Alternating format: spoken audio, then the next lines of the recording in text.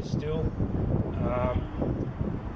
There is a lot of farmers that don't want this technology imposed on them, and the way it has been done today, where all traditional farming systems now have to coexist with the GM industry, or the GM farmers rather, not the GM farmers having to coexist with all other traditional farmers. And we refer to that where they should be containing these biological products on their land. It is not just another grain, as we're so often told it is. Other grains don't have patents on it, and so on, and we all understand what GMOs are. I guess I could say a lot. Obviously, we find ourselves this year, just a bit of an update, that Baxter's swaffed all their canola this year, 2 paddocks on our boundary. We have to wait till you get contaminated really to find out whether it's GM or not. What the issue is, the situation is really untenable, and the governments really have to do something about it. Clearly, industry self-regulation has totally failed, and the only way to rectify this is through some sort of legislation. And obviously, to go through court to try and claim damages for lost income is extremely expensive for the average farmer, and some form of liability, which was always our worry, even when we seen Terry Redmond back in 2019 brought these issues up. Anyhow, there's a lot more I could say, but I won't at this point. But I would like to sincerely thank you all. Thank you.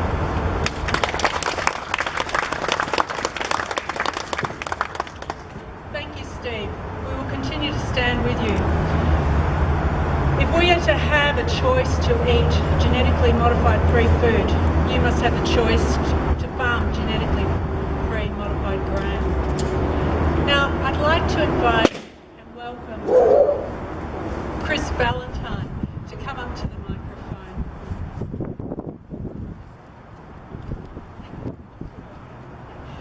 Excuse me, Chris. Just an intro. So we find ourselves back here again, and we will continue coming back again and again and again to fight for the right for our farmers to grow GM-free and the right for us to eat GM-free. I mean, what could be simpler than that? And we have been very grateful. Right alongside us in our campaign have been the WA Labour Party. Former Labour Agricultural and Food Minister Kim Chance's legacy of caution still prevails, having been adopted by Shadow Agriculture and Food Ministers Mick Murray, Paul Papalia and now Ken Travers. We're thankful to have had the support with our current petitions, and we're asking for inclusive review of the Act and the introduction of farmer protection legislation, so I'm pleased to invite Chris Tallentire to accept our petitions for the Legislative Assembly.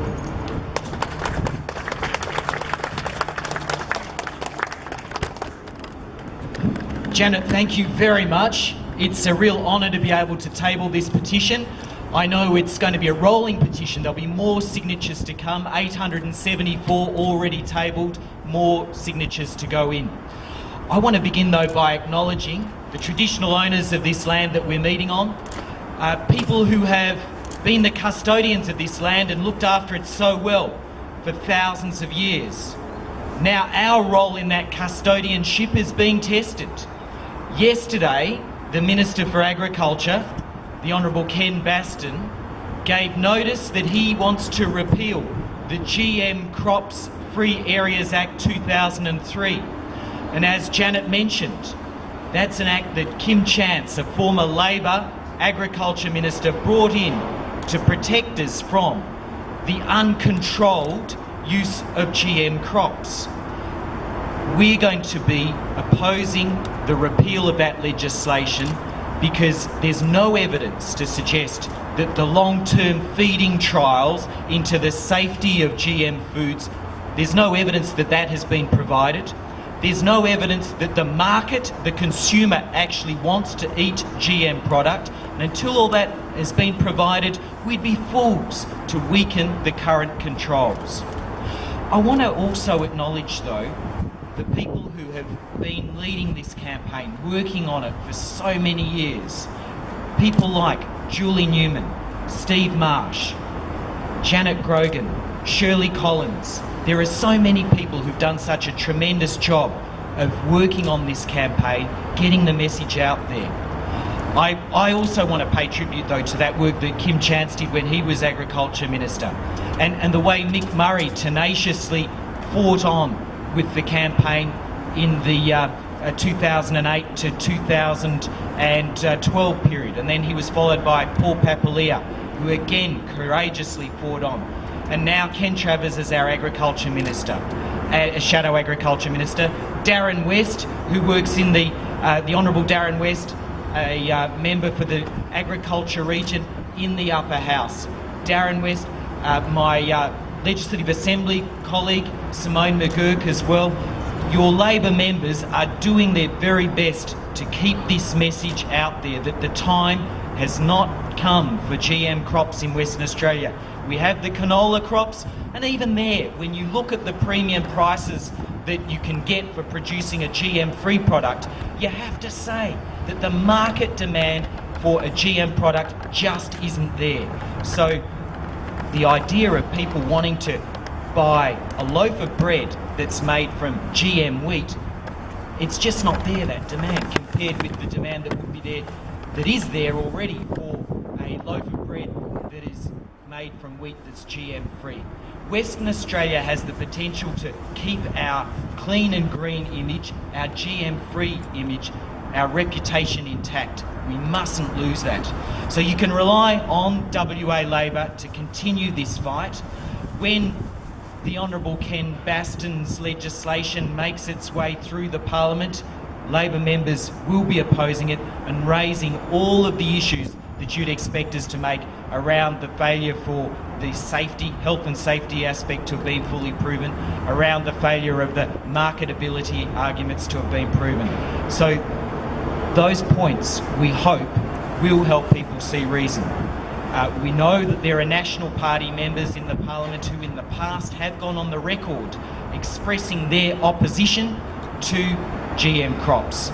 We hope that they will remain true to their words and not be compromised by the alliance that they've formed with the Liberal Party. It seems that we have a state that is currently being run by a Liberal Party that is only interested in short-term profits. This legislation is about protecting Western Australia for today and into the future, making sure that we don't make mistakes, that we honour our obligation to be good custodians of this land. Thank you very much.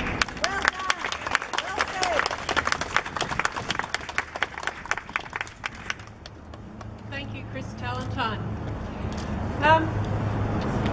May I welcome all the farmers here today again, and in particular Anne-Marie and Gary Copeland and Darrell Boase. Darrell?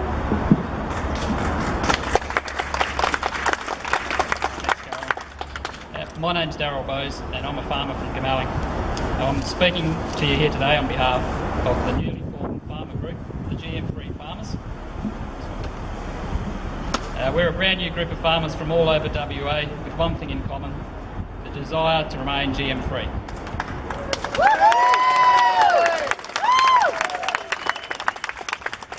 First of all, a big thank you to everyone who's come here today. The GM issue is very important for both city and country people alike. Unfortunately, it is the busiest time of the year for grain farmers, with harvest well and truly in full swing. With threatening weather, a farmer has only one thing on his mind at this time of the year: to get the harvest into the bin. Understandably, most farmers were unable to make it here today, but are kindly being represented by you, our city cousins. Yay!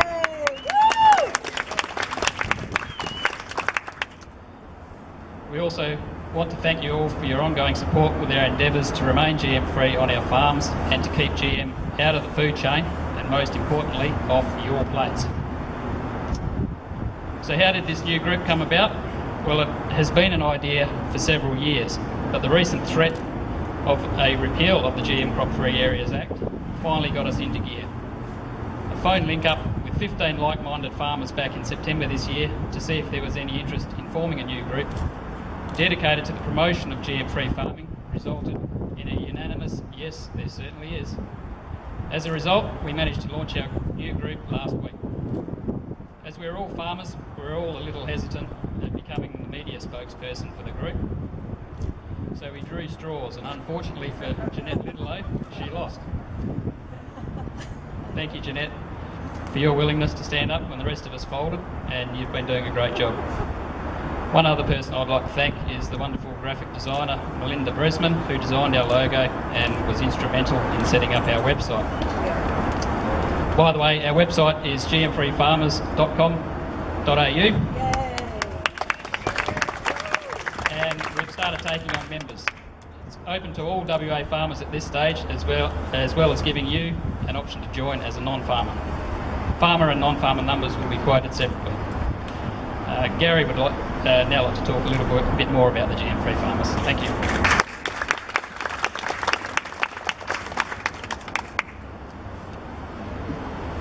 G'day, I'm Gary Copeland. I am a farmer from Muckenbuden, and I'm able to be here today in the middle of harvest because my wife told me to. But she did write these notes for me, bless her. As a farmer, I would just like to go through a few points about the new GM-free farmers group. Firstly, it is my understanding that the majority of West Australian farmers wish to remain GM-free. In the past, we have been frustrated as our right to farm GM-free has been ignored by the farm lobby groups, media and government. This group will give us a voice. The GM Crops-Free Areas Act 2003 currently gives us a moratorium on growing GM crops in WA, with exemptions or permits being granted to grow GM canola and cotton. We believe this act should remain to help protect farmers who choose to remain GM-free. There is no market in the world for GM wheat, and GM contamination would be devastating. See Janet about one of these little books. One of our aims is to keep this Act in place, and any reviews of the Act should be by an independent panel. Our rights to be able to grow and supply GM-free products are being compromised by large corporations that have their sights set solely on profits and definitely not on our best interests. With farming profits margins already under pressure, we don't need the added cost of GM. We are concerned about the lack of liability legislation and or a farmer protection fund for those farmers who have faced a contamination event. We don't want to see farmer versus farmer court battles such as Steve Marsh's again. The subsequent debt he has been left with defending his right to farm GM-free could mean the loss of his farm. This would have been totally avoided had legislation been put in place. We believe the government was negligent in not attending to this before granting permits for the release of GM. However, we will be pushing strongly for such legislation to be put into place, protecting all farmers wishing to remain GM-free. These are some of our major issues that we intend to bring attention to, and with the help of you wonderful people and events like this, we can spread the word and make a much needed change.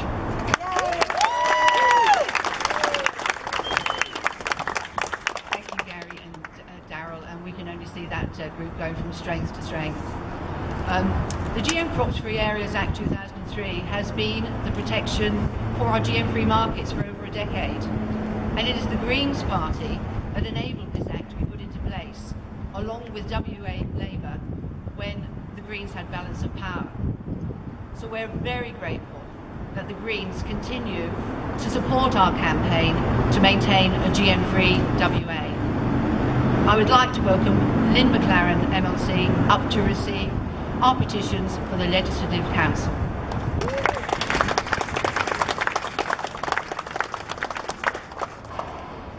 Thank Thank you very much, Janet. I'm just going to lower this a little. I thought I was taller.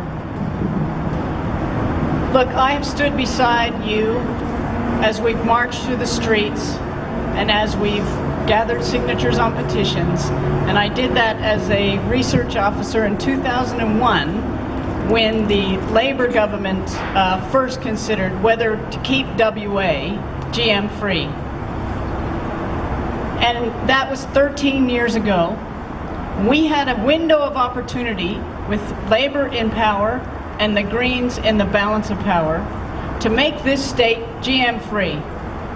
I hold that as a vision for WA, and I know that we can deliver it. It looks like it's a long way away because the gate is open and farmers like Steve have suffered already.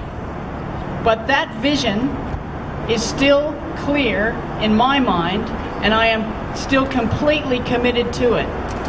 And today, when I take these petitions in and I put them on the table, like thousands of signatures before, I will remind the Barnett government that they have failed to listen. They have failed to listen to consumers who don't want GM food, who actually want to have a choice in what they feed their children. They have failed to listen to farmers like Steve, who have clearly lost markets because we've allowed GM to be grown in this state. They have failed to listen to that parliamentary committee chaired by a Green that said you need to have protection for farmers. You need to have liability protection. You cannot just allow GM crops to be grown without protecting non-GM farmers. So this government and the governments before it have failed to listen. We need to make our voices louder. South Australia's done it. Tasmania has done it. Right now in one of my home states in Vermont, they are fighting to keep Monsanto from taking away the right to label GM. There are states in the US which are going to the ballot box on this matter. So we are not alone. We have many friends around the world and in other countries where they've recognized that GM is not the answer for our long-term food problems. So I want to just remind you that it is and always has been a small number of people that have changed the world. And we are small in number today, but I almost know you all by name. And we will not give up. We will not turn away. This is the right thing to do. And if it takes turning around this government, we will do it. Thank you so much for getting those signatures. We'll put them in there now. I've got to go right now to table them. And we will continue to fight for a GM-free WA.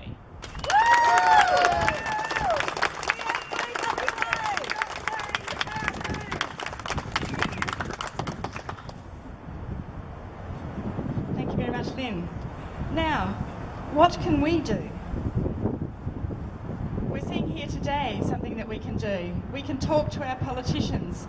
Let them know what you want. Now, don't just talk to those that agree with you. And we've seen here today Chris Tallentire from the Labor Party, Lynn MacLaren from the Greens. They agree with you, but you must talk to those that don't. Get your message to those that don't agree with you. So talk to your Liberals, talk to the Nationals, talk to the other parliamentarians and get your message heard. Now there's many other things that we can do, and I would just talk to one of them. There's many grassroots organisations springing up around the world, many networks of networks. It's a really exciting grassroots movement happening because we're all concerned about healthy food and we're all concerned about well-being of our farmers. We're losing our farmers at a fast rate off the farms, and we can't afford that. We want resilient rural regions. Now, one of these groups that I'm a member of is Slow Food Perth.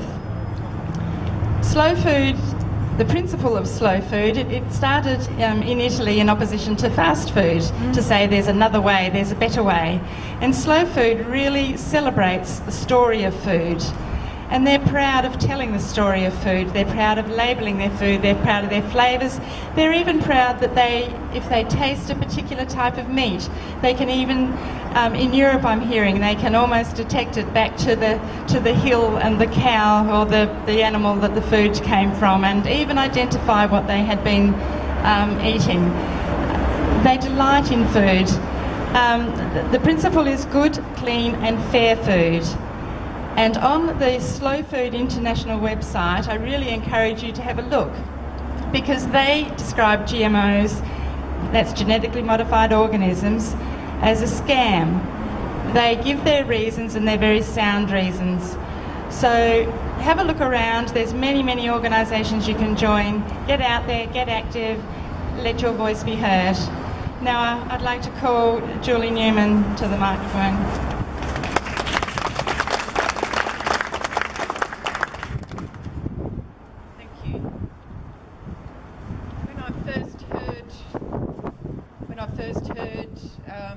About the repeal of the legislation that assesses economics, the economic risk to farmers, that it was going to get repealed. I thought it would never happen, because no politician would be stupid enough to say that economics to the agricultural area doesn't matter. And that's what the repeal of the legislation is. It's about the government saying that the interests of corporations is more important than the interests and economic well-being of farmers. The reason no GM wheat is grown anywhere in the world is because of the massive economic risk. No market in the world wants GM, and yet you can't segregate it. So if one farmer grew GM wheat in West Australia, overnight the market perception is that we are GM, and that could ruin the entire West Australian wheat market in a week. And it's happened wherever their trials have got out. GM wheat is a different story altogether. So the way the GM industry want to deal with it is to remove the legislation that removes the assessment of the risk. Well, I'm sorry, that's stupid. And the reason it is so stupid is because Mr. Bastian holds the portfolio for the Ag Department that has Monsanto as a major investor, and they want to promote GM wheat. So there is a massive vested interest by the Minister for Agriculture to push this, because his portfolio is the Ag Department. But what's the worst part is, who accepts that economic risk? And it is the non-GM farmer that is expected to tolerate it. We are meant to say, don't worry if our wheat industry is totally destroyed by this stupid decision. It is nothing short of stupid. And that's what Steve Marsh's case is about, is the non-GM farmer saying, no, we will not accept economic risk of GM contamination. So that is our only choice at the moment, is to support Steve Marsh's case. We were told common law would work. Steve has taken that avenue. So far it hasn't worked. So we urge people to support Steve in getting that case to work, to set a legal precedent where the GM industry is responsible for the economic loss they cause, not the non-GM farmer that wants nothing to do with that. So we've started, as part of the campaign of what you can do, is farmers to donate grain. If you go into SaveStevesFarm.com, you will find an avenue to donate grain to support your industry in the legal case. But it shouldn't have got to that. I was on the Parliamentary Advisory Committee, and our report stated very clearly that liability was not addressed. So the state government is ignoring their legislative responsibility to assess economics and to be sure that liability is addressed. We cannot allow that to happen. Be vocal, save your industry, because there is going to be a hell of a fight on the hands if GM wheat comes in and it destroys our wheat market. How do you think the state is going to handle that? How do you think farmers are going to react with that? I tell you, it is going to be a fight. So look out, government, if you let this stupid legislation go past. Thank you.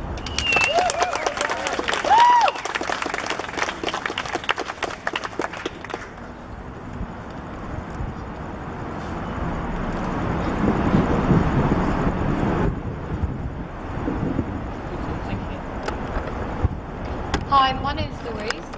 I run a Facebook page called Food Freedom Australia, which raises awareness about GMOs.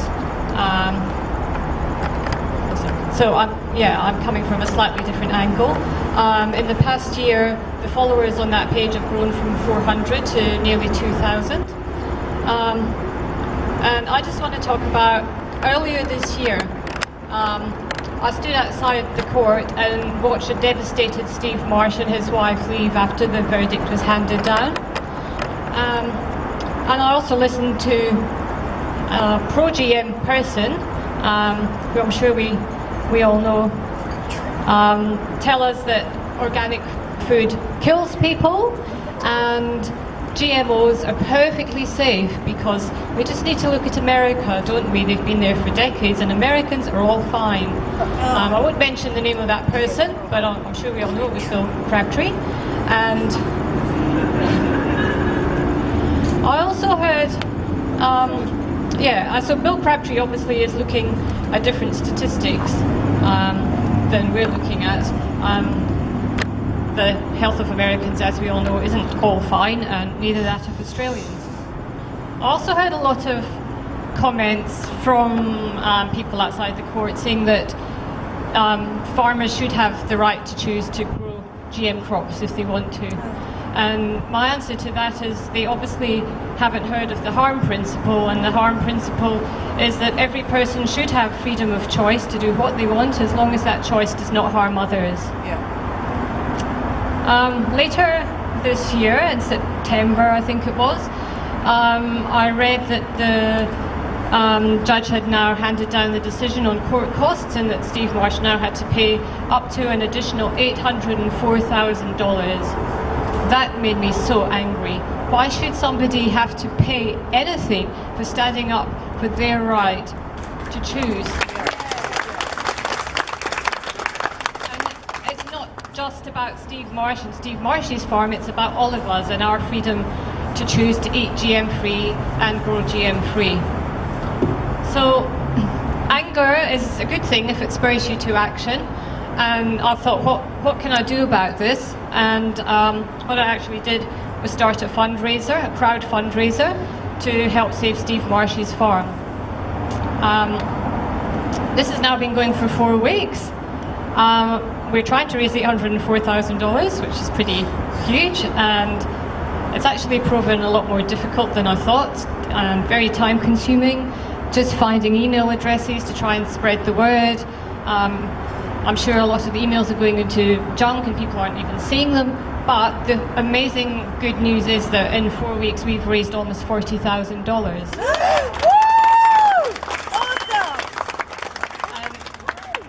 Not here, I would just like to say a massive thank you to everybody all around the world. And you know, obviously I've got a busy life and I've got limited time I can spend on this, but even on the days when I do nothing, I still sit there and watch the emails come in every time somebody makes a donation from all across the world, and most of those people are donating $50 and $100.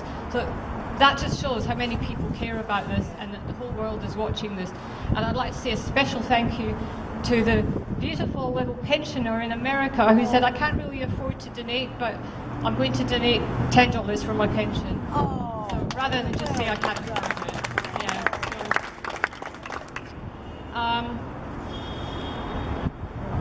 So I would just like to say to everybody, if you haven't donated yet, then the website, you can go through our website, which was set up specifically to direct you to the fundraiser. It's www.foodfreedomaustralia.com, or the Chuffed fundraiser website, where you can link to the Steve Marsh fundraiser on there. If you have already donated, thank you very much.